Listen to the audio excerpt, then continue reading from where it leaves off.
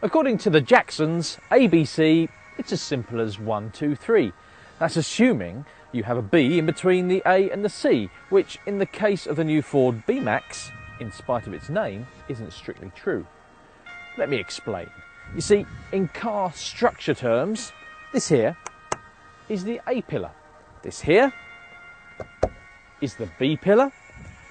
And this lovely thing here is the C pillar. Now, Ford have used some clever magic and sleight of hand and done this.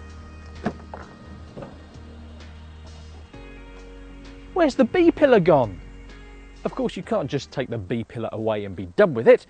The car's got to be strong at the side, just in case of a side impact. So Ford has fitted boron steel to the doors. I think it sounds like a Superman baddie myself, but I'm told it's the strongest type of steel you can get. And there are these industrial gauge catches all over the place, so that in the event of a nasty side impact, it's going to be as strong as any other car.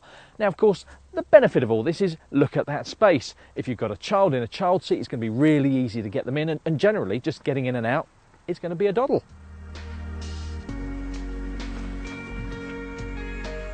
The B-Max is based on Ford's Fiesta Super Mini, but from back here you wouldn't think so. You've got stadium style seating, so you're sitting a bit higher than the people in front. There's still loads of headroom and knee room for me. Well, I've set this front seat up for me at 6 feet tall, and me sitting back here, there's still just a little bit of knee room, so all is good. Although it's a little narrow, I wouldn't want to sit 3 people back here unless they were very special friends. That said, there's some nice little cubby holes with some netted areas and the obligatory cup holders, and all in all, it's going to be very good for the kids back here. In the back, the boot's a decent size. There's over 300 litres of room, depending on whether you choose the version with the spare wheel or the wheel repair kit, and you can fold the rear seats easily with just one hand. Basing your small MPV on the Ford Fiesta isn't a bad place to start, because the Ford Fiesta, of course, is the best handling Super Mini bar none. And I'm pleased to report that this Ford B-Max is the best handling small MPV bar none. Really, it handles in a way that a small MPV shouldn't handle. It's got bags of grip. Yes, okay, you can't deny the physics, and it's slightly taller than an average car, and therefore it leans a little bit more in bends and wallows a little bit over dips and crests, but way better than anything else in this class. The steering is sharp and light, and it really is just a joy to drive. This is the 1.6 diesel engine we've got, and it's a little bit noisy, but it's got a decent amount of punch and reasonably economical. There's also a bevy of petrol engines, including 2 versions of the 3-cylinder 1-litre EcoBoost, which has won Engine of the Year for Ford. A 1.4 and a 1.6 engine. There's also a 1.5 diesel. All of them are reasonably fuel efficient, and price-wise, well, prices are pretty strong too. It's just all good news for the B-Max. At the moment, prices start at just under 13 grand for a studio version. Most people will buy a Z-Tech, which starts at around 15, but of course, being a Ford, you'll get a deal. You'll probably get at least a grand off, and you'll get a low rate finance package as well.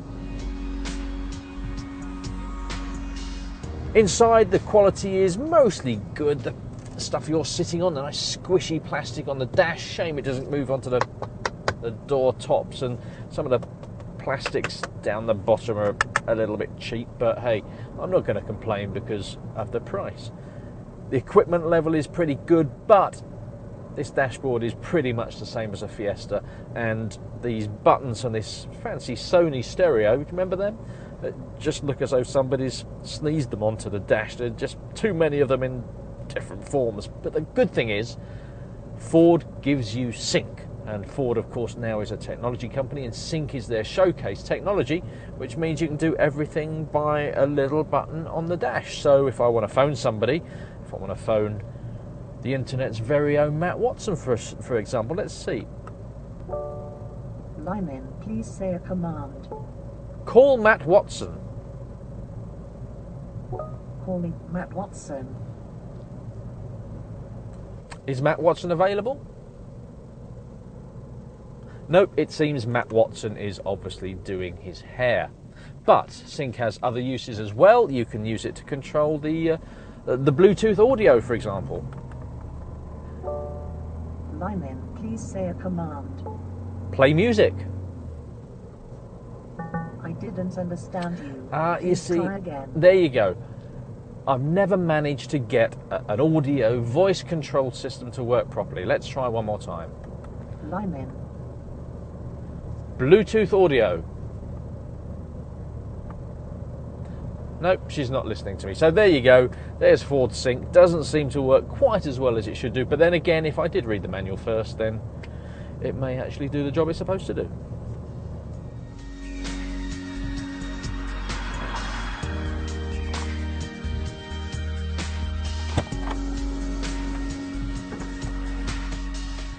So the Ford B-Max is a very easy car to sum up. It's top of the class. It's more than just a one-trick pony though. I'm a big fan of sliding doors, as anybody with kids who parks in car parks can easily see. But by getting rid of the B-pillar, Ford have just taken that a step further. Very clever. On top of that, it's good to drive. There's plenty of space inside, there's good quality, good amount of tech, and the price and economy is right. Really, if you're in the market for a small family car, this one has to be on your shopping list.